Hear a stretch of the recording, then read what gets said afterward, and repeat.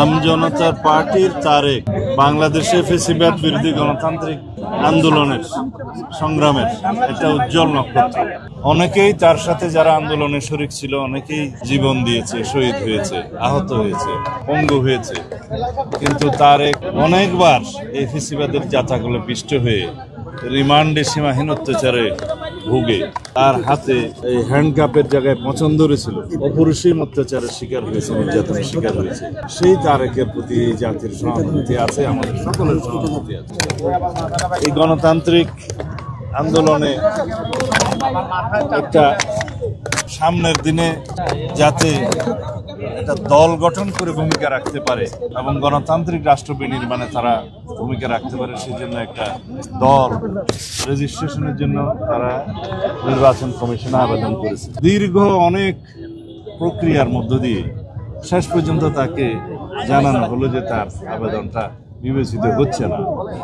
আমরা দেখেছি অনেক রাজনৈতিক দল রেজিস্ট্রেশন পেয়েছে এই অন্তর্বর্তীকালীন সরকারের সময়ে, যেহেতু দেশে ন্যায় বিচার প্রতিষ্ঠা হয়েছে, আমরা আইনের শাসন প্রতিষ্ঠা করার জন্য সংগ্রাম করি। সেই জায়গায় দেখেছি যারা রেজিস্ট্রেশন পেয়েছে তাদের অনেকে আদালতের মাধ্যমে পেয়েছে, অনেকে হয়তো বিভিন্নভাবে তাদের যে ইলেকশন কমিশনের চাহিদা যেগুলো পূরণ করতে হয় মাঠ পর্যায়ে, জেলা পর্যায়ে এবং উপজেলা পর্যায়ে অফিস, এগুলো হয়তো তদন্তের মাধ্যমে এসছে, তাদের এগুলো চাহিদা পূরণ হয়েছে। কিন্তু আমজনতার পার্টি যতবারই আমি তাদের সাথে কথা বলেছি তারা জানিয়েছে তাদেরকে মাঠ পর্যায়ে যথেষ্ট হয়রানি করা হচ্ছে। উপজেলা অফিসগুলো তদন্ত করতে যে স্থানীয় নির্বাচন হয়রানির শিকার হয়েছে। আমি ব্যক্তিগতভাবেও নির্বাচন কমিশনের সংশ্লিষ্ট মাননীয় কমিশনারদের সাথে কথা বলেছিলাম যে তার বিষয়ে বোধহয় ন্যায় বিচার করা হচ্ছে না। তারা আশ্বস্ত করেছিলেন যে বারবার সময় দিয়েছিলেন যাতে পুনঃতদন্ত করে সেগুলো বিবেচনা করে, কিন্তু বারবারই দেখা গেছে যে মাঠ পর্যায়ে তার প্রতি সুবিচার করা হচ্ছে না। এই জন্য অবশ্যই নির্বাচন কমিশনের শীর্ষ পর্যায়ে থেকে বিষয়গুলো দেখা উচিত যে মাঠ পর্যায়ে কি হয় না হয়।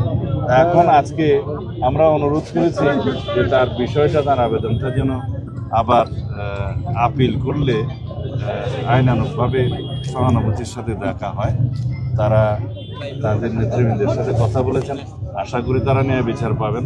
আমি যেহেতু তার একটা শারীরিক অবস্থা অত্যন্ত নাজুক খবর পেয়েছি এবং ঝুঁকিপূর্ণ অবস্থায় আছে, সেজন্য তাকে অনুরোধ করে আজকে তার অনশন ভাঙাতে এসেছিলাম।